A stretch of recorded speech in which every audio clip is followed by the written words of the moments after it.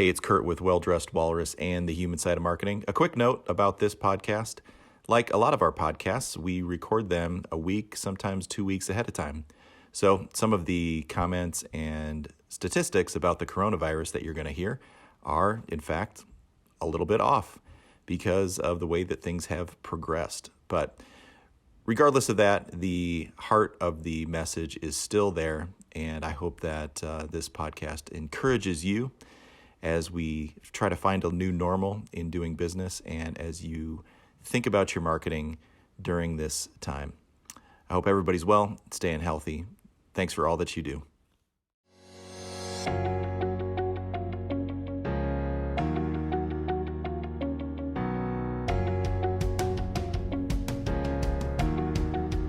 Welcome back, everybody. It's another episode of The Human Side of Marketing. I'm your co-host, Chris Angel, here with your host, Kurt Stockwell. And Kurt? Yes, sir. Today's episode is brought to you by the coronavirus. Is it too soon? Is that too soon? Our official sponsor today is the coronavirus.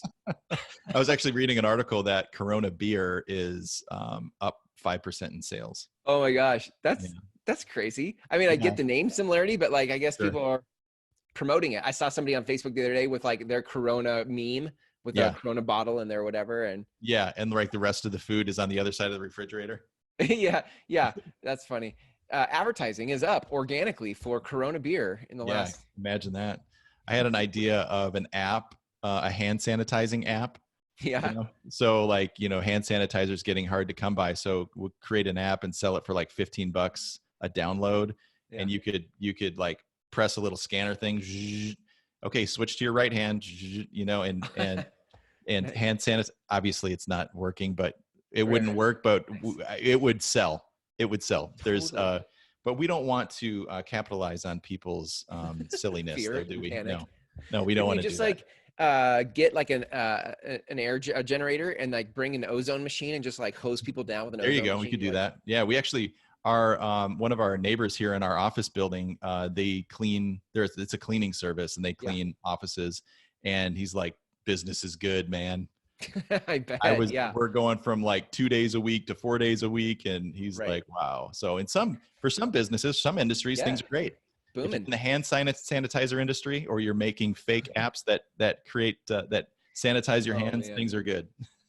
That's that we think about people who greenwash stuff and we just try to say we're green when we're not, or greenwashing, or we're pink washing with the organic breast cancer awareness, or it's organic, healthy washing stuff. Now we're going to be hand sanitizer washing or virus washing stuff. Virus-free zone. Yeah. Right. So crazy. But I think that is a good segue into the conversation about what is the mission really? The mission isn't to just try to ride trends and waves, but what do you really stand for? Your little gimmick of hand san, not your gimmick, because yours is awesome. But if people are trying it's a gimmick, which I would never do. I just think it's funny. If people are trying to ride the wave of gimmicks, there's no substance there, and people start to smell that, and so then their BS meters go up, and you actually lose credibility in customers instead of gaining them. So I'm pumped that you're going to bring us perspective today on mission statements, because I think most people do mission statements wrong.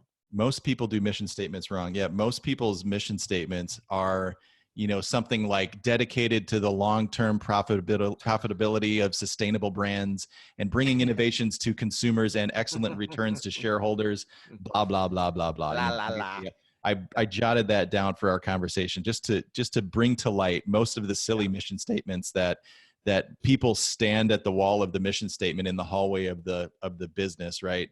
Right. Stare at it and recite it like a bunch of communists, but it doesn't mean to anybody. So how do we fix that? Yeah. And maybe even before that, what is a mission statement really supposed to be for? Yeah. Is it for me? Is it for my team? Is it for the public? Yes. Any thoughts there? The answer is yes. Yeah. Okay, good. Yeah. The answer is yes, because I think it, and why, another reason that I wanted to bring up this conversation is in the time where business is going to be a little weird here during this coronavirus scenario that we're all in. Take the time with your team. Maybe your team's going to be virtual for a while, right? Sure. Take the time and figure out why you do what you do. Often, to answer your question of, is it for you? Is it for your team? Is it for your for your customers. Mm-hmm. I would say that your mission statement and your guiding principles are mostly for inside your four walls, and to motivate your team to be a better deliverer of your product and to treat your customers in a better way. But initially, the words that you would use to motivate your team through a mission statement, key characteristics, things like that, and what you're committed to as a team is for your internal team, but helps you be better people, helps you be more human to your customers. And so now that you maybe your business has a little downtime, now is a great time to focus on getting this right. Yeah, right. Totally. Yes. So how do we've already given us an example of how we do it wrong. How do we get it right? Yeah. So I think that, one of the things that I wanted to really promote here is, many of you know that I'm a StoryBrand certified guide. And if you don't know what a StoryBrand certified guide is, there's a book called Building a Story Brand written by an author named Donald Miller. Go check that book out if you haven't yet. But he and his company StoryBrand have created an online course, multiple online courses related to doing better business and better marketing, called Business Made Simple University. And one of those courses is called Mission Statement Made Simple. Nice. And it's $275 one time. It's a per year cost to get access to this. And I would encourage anybody who has some time to think about who we are and how we do our do business through a better, through getting everybody on the same page with a mission statement and key characteristics. Go check that out. So if you just did a Google search of Business Made Simple University, again, Business really Made good. Simple University, you could check that out. So one of the things that we're just going to highlight just a couple things here, because this is kind of near and dear to me, because our team just did this at the beginning of the year, and I'm already seeing dividends on motivating my team and reminding my team about why we do what we do. Right. Through taking the time to focus on the things that are related to a good mission statement. So a good mission statement. So you have your mission statement, which is, the motivation of why you do what you do. And then along with that are things like key characteristics, critical actions. In the Mission Statement Made Simple course, it also talks about story pitch and theme, which we probably won't have time to get into much today. But your mission statement, as you think about it, needs to be something that actually your team can rally behind a defined challenge. And so when we are thinking about why we do what we do as a business, saying stuff like long-term profitability for sustainable brands and bringing innovations to consumers and excellent returns to our shareholders, nobody's going to get behind that. Nobody can really clearly see the defined challenge, and everybody wants to get behind a challenge, right? Everybody wants to be motivated by something that they can go, yes, I recognize that thing and how we're making a difference in this world. So I would say the first part of it is defining a challenge. I think the part I like about this too, in how it meshes well with what you guys do at Well Dressed Walrus with helping people with their messages. You're identifying problems. Right. What are the problems that you, the person listening to this in your company, are solving in the world? Right. And then once you have that, you can start to work that into the challenge that your mission is set up for. And I think the mission should be super accessible, like inspiring, like that your team and you look at it and you go, oh, that sounds awesome. Yeah. Like that's amazing. But if it sounds at all wordsmithy, it loses any of that juice. You get no juice off of wordsmithy stuff. Absolutely. And you're totally right. The thing that a lot of businesses get wrong, like you said, is not really understanding. We've talked about it so many times, not really understanding how your customers perceive what you do and what problem you solve in their life. And so, yeah, you definitely want to start there. If you're defining a challenge that you help your customers overcome, and your customers don't recognize that they have that challenge, right? Or the problem that you're solving is so mysterious that people don't really even recognize, they can't wrap their head around it. Your team's not going to be able to wrap their head around it. Right. Right. It's like we're creating a mission statement because that's what we're supposed to do, and we're checking a box called, Yep. "Oh yeah, I got a mission statement," but nobody's inspired by the mission. Nobody gets nobody gets the challenge. Right. Exactly. And so the next step of that is is and is defining how you're righting a wrong. So I'm just giving you a couple little tidbits here, and I hope that everybody listening will go check out that Business Made Simple University and the mission statement made simple. But the thing that really helped us is how are you righting a wrong? Did you went through this exercise? Do you have can you share your example?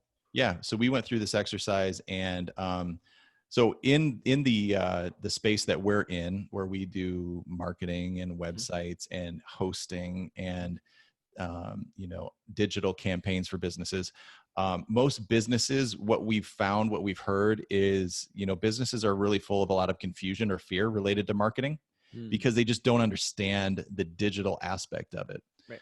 And specifically their website. Most people have tried to do the website themselves and it hasn't worked. They've tried to hire it out from somebody that they totally got kind of hosed by the process. Right. Or it's a website that was built out by a designer who knew all about colors and fonts but didn't really know how to create good marketing, so it was a big waste of money. So our mission statement, when we lean into that, was and this is our mission statement, I'll just say it: most business owners are full of confusion or fear related to their marketing strategy, specifically their website, because that's kind of the space that we live in mostly.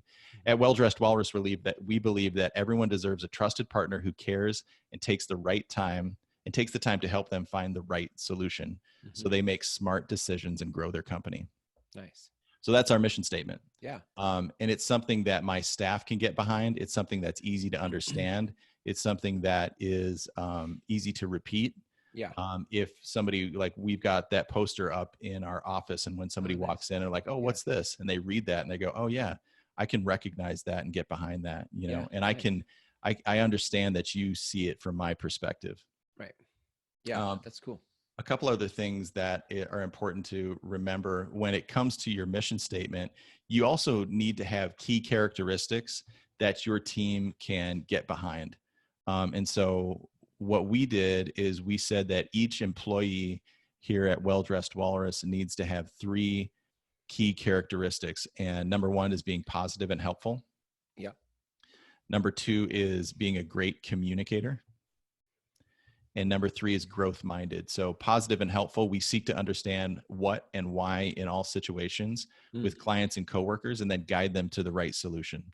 So something that's very common in our industry is you are working in, like I said, websites, hosting, digital marketing. Most people use the internet all day long, every day, but very few people actually understand how it works. Right.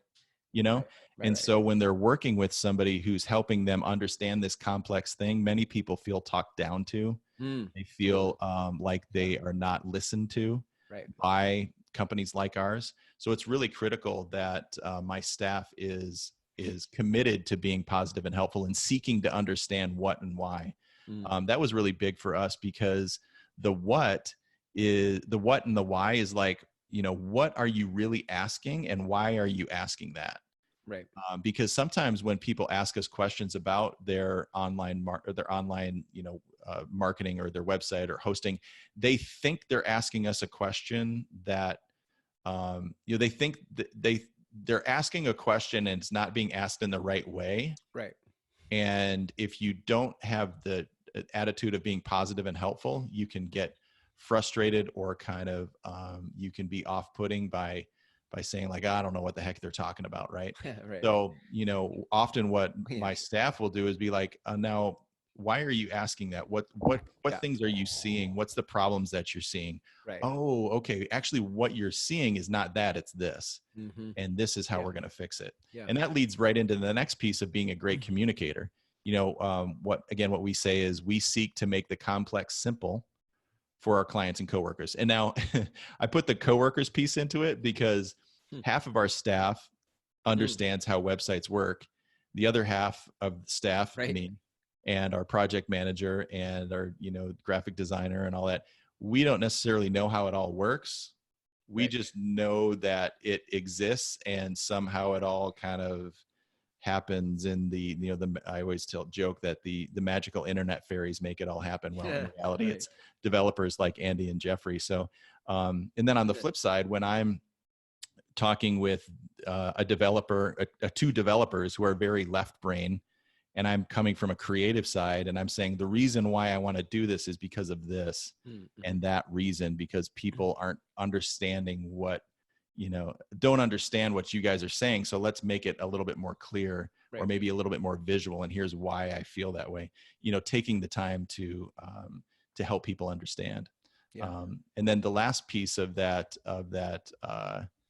the key characteristics is growth minded. So that's kind of an internal thing. We seek to make Well-Dressed Walrus and our clients' businesses more successful by thinking beyond a project or task. Often, especially in our space, we might be working with a client on a website, and they don't know that there's a solution out there that could kind of raise the level of a deliverable for their product. And it's just a simple little plugin, maybe for WordPress. Yeah. Right. Or it's a simple little, maybe a $20 a month subscription to a third-party resource. And it would take a lot of, stress and struggle off how they communicate with their clients. And so we say, hey, you didn't come to us with this problem, but we noticed it. Have you ever thought about taking this direction with, solving that problem? And it's so fun, because often clients are like, oh my gosh, I didn't even know that existed. Right. Yeah. Or that service existed. How do we make that happen? It's got to be expensive.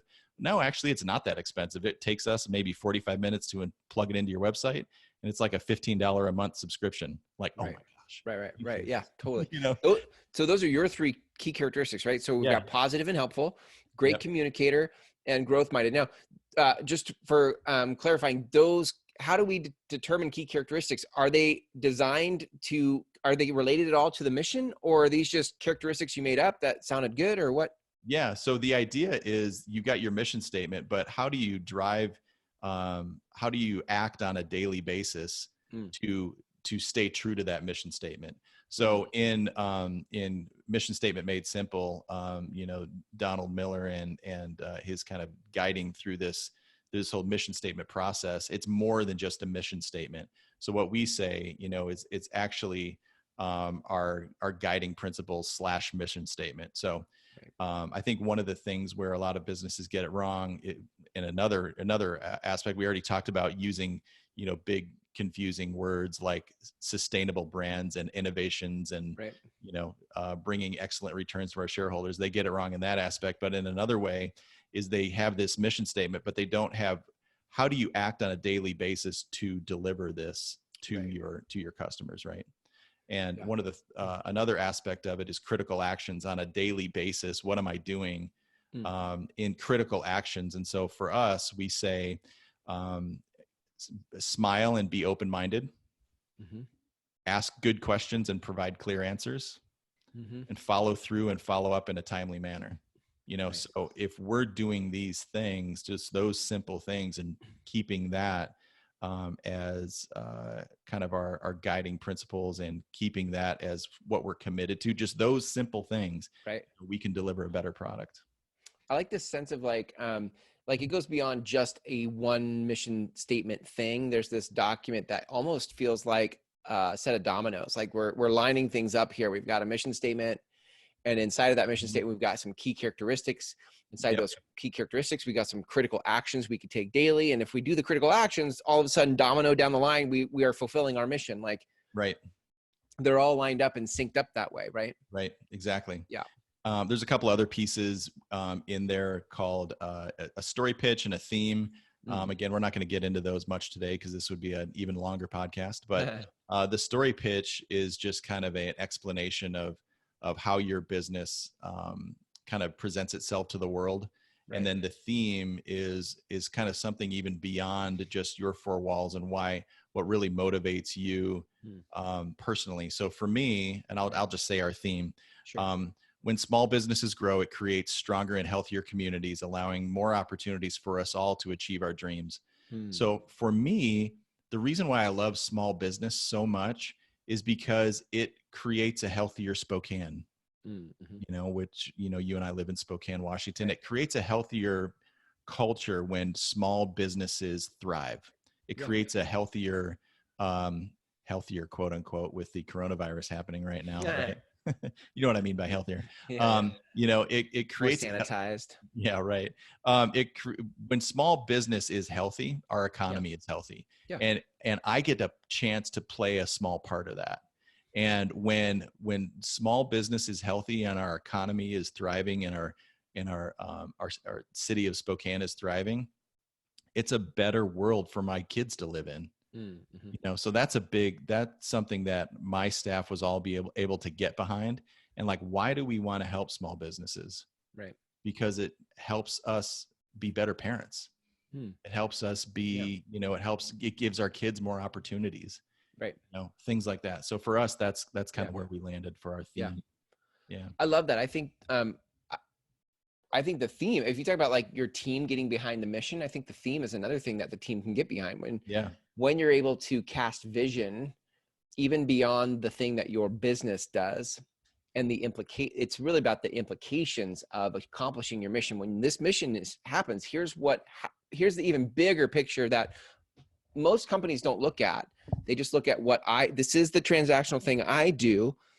But like you said, if you can get beyond that, there is a ripple effect. Mm-hmm. And it's a creative exercise to think that way, to think beyond what becomes available for the rest of the community when we are doing this.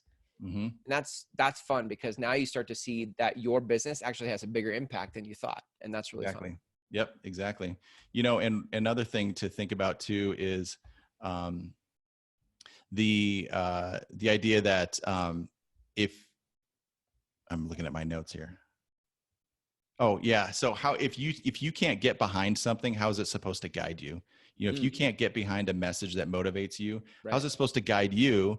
Right. And then how are you supposed to inspire your customers, right? Like you just said, that BS meter that kind of pops up when people are like, oh, they're just playing the game. They're playing this, they're playing on the emotions of people. They're playing on that latest hot hashtag.